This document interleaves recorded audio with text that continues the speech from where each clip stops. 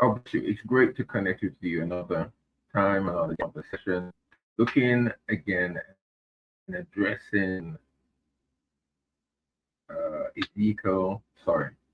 Ecclesiastes chapter 4, and we're looking at another problem that King Solomon, the teacher, the preacher, as he is known in this book, at one of six areas, six problems that is mentioned and that he is mentioning in this particular chapter. Now, just to run through uh, what those problems are and what we have covered already. The first was the problem of oppression, the problem of envy and rivalry. Three, the problem was the problem of covetousness, which we addressed in the previous session. And in this session, we're looking at the problem number 9, the problem of the problem of loneliness,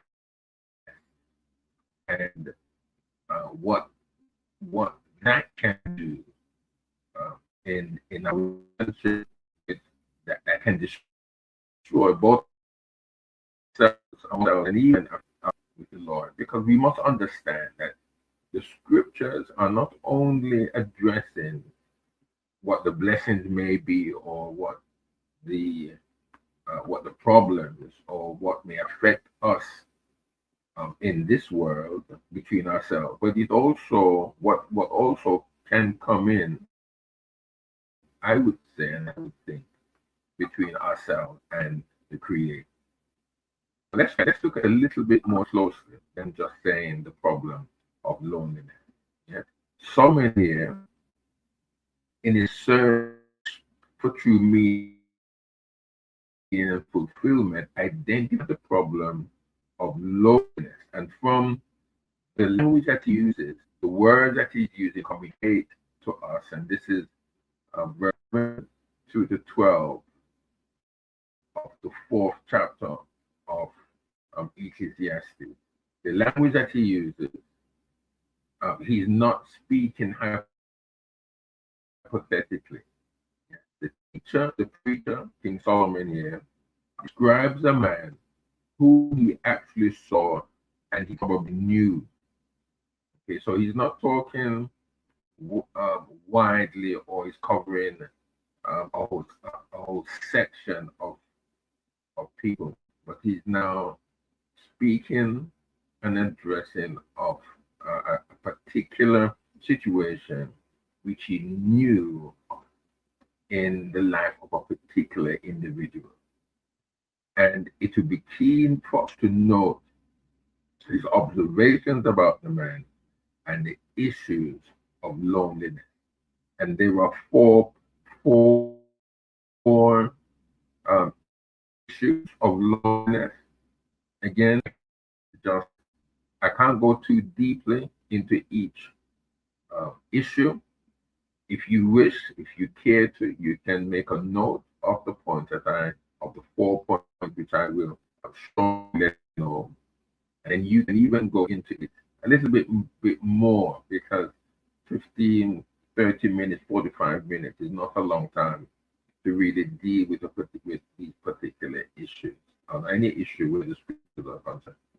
But if you are interested, like I am to some extent, in knowing the scriptures, in what scripture, then you will take the time. You will take the time. I'm quite sure you will find the time to go deeper into the issues that catches your attention, and you will dig more out than what, in this case, I will never tell you. So, what I'm going to do, I will read the 7 through to 12 verse of Ecclesiastes chapter 4, and then from that point of view, we will then move slowly but quickly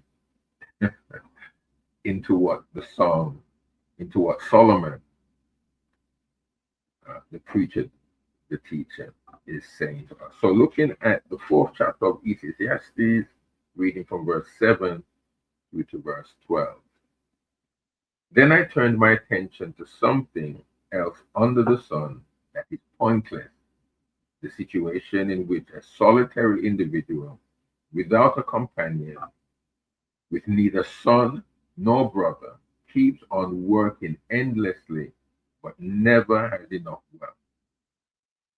For whom, he should ask, am I working so hard and denying myself pleasure? This too is truly pointless, a sorry business. Two are better than one, in that their cooperative efforts yield disadvantage. If one of them falls, the other will help his partner up.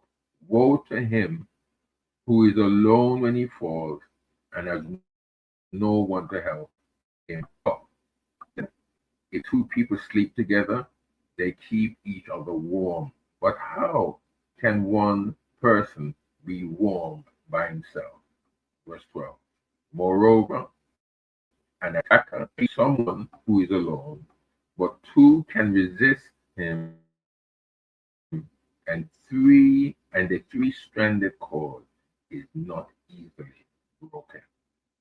I'm just going to read that since it's more than one verse we are now dealing with. I'll just read that from the Jewish text. You may have the NIV, the New King James, the New King James version, and other translations with you, which is fine as long as you're happy with what you read and it sounds similar to what I have just read.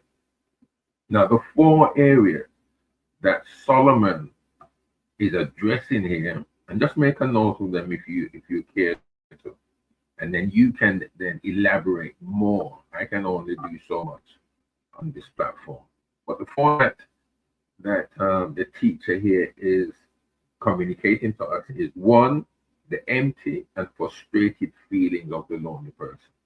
That's one. Two, the causes of loneliness.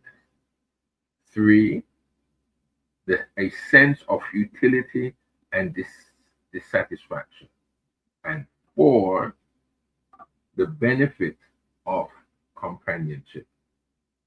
Those are the four areas here that the teacher is communicating to us.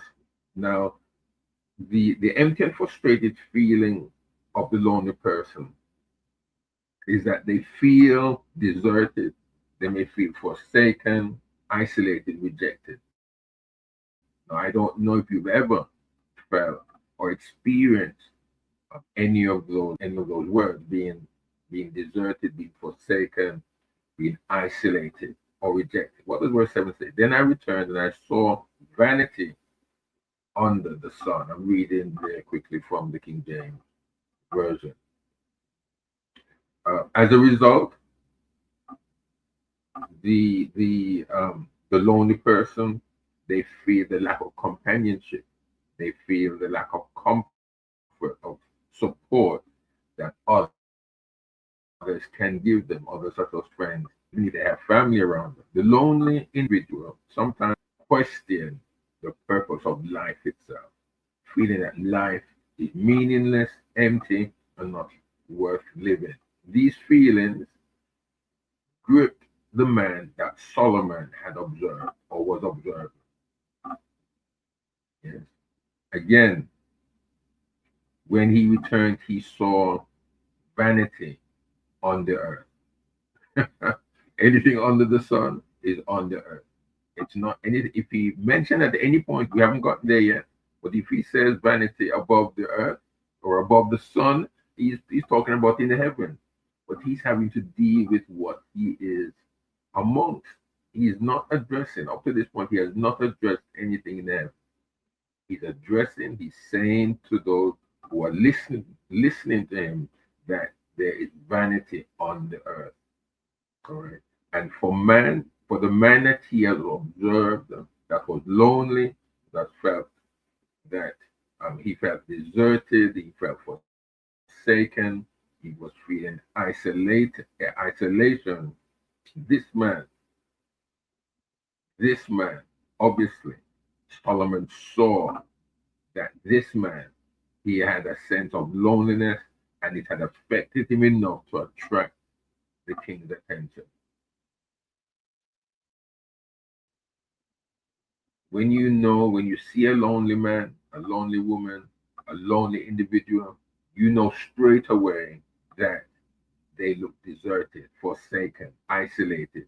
There's a sense of rejection around them, that they feel that they've been rejected by others around them. The second point is uh, it, it's the of, of loneliness, the cause of loneliness. Verse 8, there is one only, and there is not a second. Yea, he hath neither child nor brother, yet is there no end of all his labor, neither is his eye satisfied with riches. Neither saith he, for whom do I honor? Or labor, sorry, for whom do I labor and bereave my soul of good? This is also vanity. It is a sore travail. So this particular individual that Solomon was had seen, and I would also want to say, because he studied everything, he studied also the how men lived, and this particular person who must have been very lonely probably fascinated Solomon to the extent that he studied him, he studied his loneliness. And the cause of loneliness is the man was evidently all alone. He had no relationship. There was no relationship at all with this individual. This individual had no children. He didn't even have any brothers or sisters. And there's a possibility that he didn't even have a wife. If he did, probably we know that comes at certain stages, don't we? We know that there have been many individuals who were married, who have children, because of what happens in life. Unfortunately, for some, they lose wife and children, or they lose husband and children, and they become lonely. So again, there's no relationship at all. There's no brother. There's no sister. They've been totally rejected either by family and or society. That man was a slave to his work. And some of us, even those who are married, even some who have either husband or wife, have children, their work is everything. Now, loneliness can come in various forms, isn't it? I don't know if you've ever been struck with that particular area of that you're just married, as they say, you're married to your work. You're just dedicated to it. Husband don't see, wife don't see, your children. Again, there's no relationship there, and it's detrimental. But then again, there's some people who don't have anything at all. They have work, but there's nobody around them that they can relate to, and that's another sad thing. That's vanity, vanity of vanities, isn't it? That's a vanity under the sun. And also, the causes for loneliness is that this particular individual that Solomon may have studied and looked at was never content. He was never satisfied, and he never had enough. Strange, even though he didn't have anybody to look after but himself, but yet he never had enough. He just wants more and more. Again, this may cover some of the other areas that we looked at. Probably not oppression, but would you include envy and rivalry? Would you include um, covetousness? Would you also talk about with slothfulness? Well, probably not slothfulness in a way, probably not slothfulness, but he may be envious of someone. He may be covetous of someone. Somebody may have something that they don't feel that they should have, or they should have better. And so what do they then do? They work even harder, even though it's just them. They're just thinking about themselves. Selfishness is very much a part of their lives, wouldn't you say? The third area that Solomon looked at out of the 4 points that I want to leave with you is that there was a sense of dissatisfaction, utility, and dissatisfaction. This individual that Solomon looked at was clearly discouraged and utterly overcome by loneliness.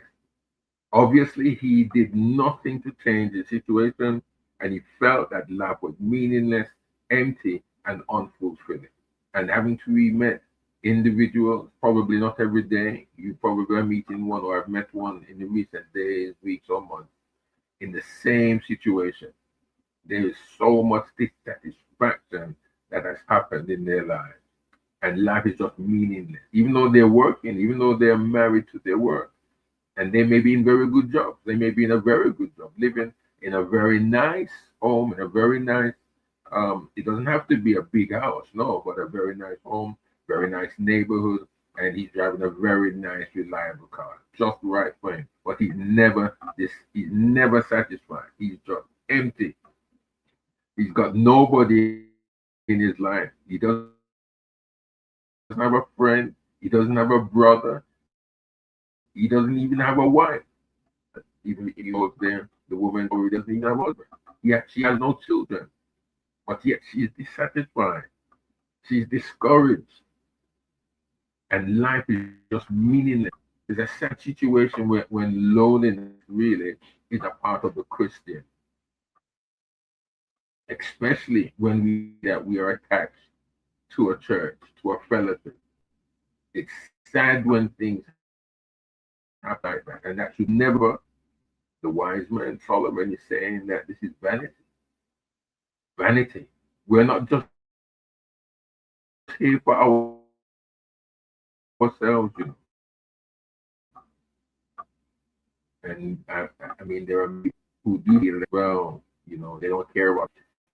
And if at all they share with you, they trust you enough that they're comfortable enough to share very dissatisfied. And for them, they have nothing to live for. Yet they work. Yet they are amassing a whole heap of wealth. They have nobody to spend the money on. They have nobody to share their belongings with, their home with, their life with. But yet they're so unhappy. The individual's life is empty because there's no one with whom to share it with. They they earn, they accumulate much of the world's wealth, but they have no one to leave it when they depart. Individual also is miserable because they have sacrificed and deprived themselves of so much. They miss out on all things that God made it possible for people to enjoy, for people to celebrate, for people to share meaning. None of what they have, none of what individuals have, could really bring true happiness. And in fact, individuals sacrifice all their relationships for the sake of riches. And we know individuals like that. We know individuals where relationships are destroyed, marriages come to an end. Why? Because all they think about is themselves, the wealth, money, the belonging that they can keep onto themselves. And even though at times they will say it's for the wife, it's for the husband, or it's for the children, but yet still, what they're not understanding and what they do not see is that these things come in between themselves. And so they break relationships. And all they can focus on is money, possession, and that they have worked so hard for. But yet there's no one to share uh, their life and what they have with. Loneliness, my friends, is a terrible thing. It is a terrible bad, and we need to be very mindful and careful of what it is that we are doing. The fourth area here is what the the uh, the teacher says here: two better than one. And if you have a three-corded rope, it's even better. Even better. People with whom we live with are much more important than the things we possess. Think of the emotional and personal benefits that others bring to us. They love us. The companionship that they share with us, emotional needs that are met, the meaning bring to our lives, the joy that is provided in all of that, and the satisfaction that we receive from the companion to others. And I think it is such a blessing. Let's read verses 10 through to 12 so that we can have an idea and a more rounded thought on this point. 10, 11, and 12. It says two better than one. This is advantage.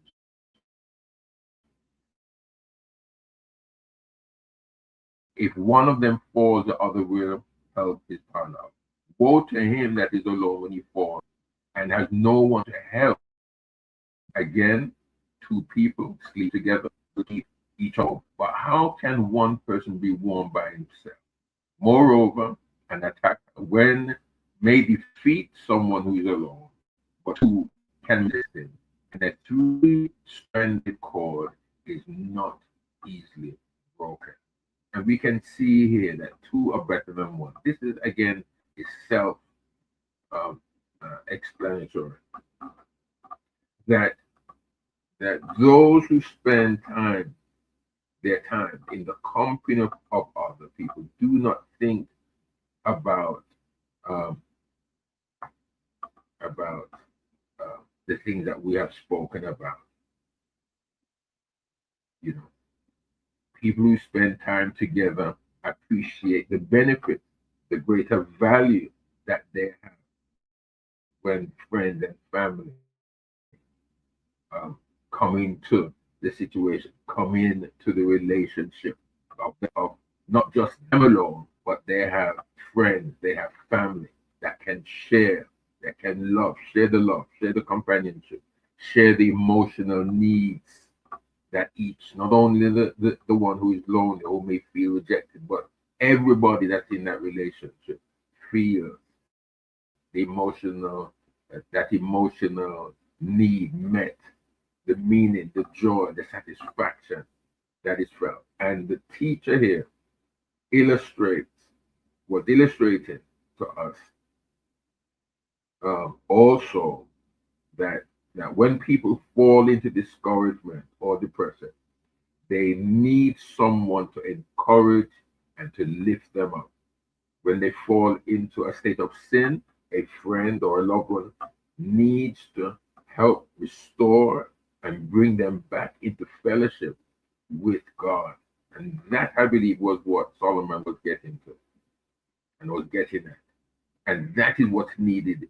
Even in our day, there's two, with all of the sophistication that we have at our fingertips, with all of the technology that is at our fingertips. Yet, we are still having individuals who are lonely, who are distant, who are who are never satisfied, who feel that life is meaningless.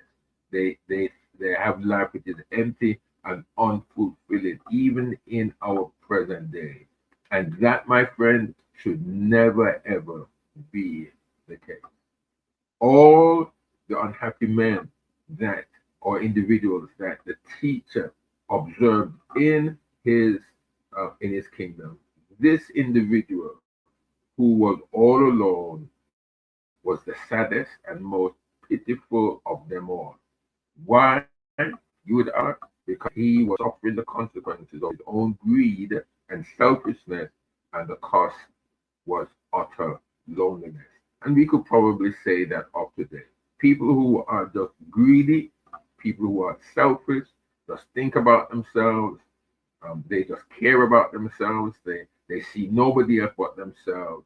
My friend, they are utterly lonely, and they will live in a state of perpetual loneliness. And that, my friend, is vanity. because selfishness is there, covetousness is there, rivalry is there. And that should not be there because righteousness does not promote covetousness. Righteousness does not promote selfishness. Righteousness does not promote uh, slothfulness. Righteousness will not promote envy. It does not promote oppression. And all of these things, my friend, it's so important that when we seek God, Solomon here is promoting God in all what he's saying, he's trying to point his people and he's trying to say to us the things of this life, the things of this world is vanity. It does not promote God. There's nothing here that can fill the heart, and we've spoken about it. It does not, there's nothing that fills the life on this earth. It doesn't fill us. It doesn't satisfy us. What satisfies man is God. And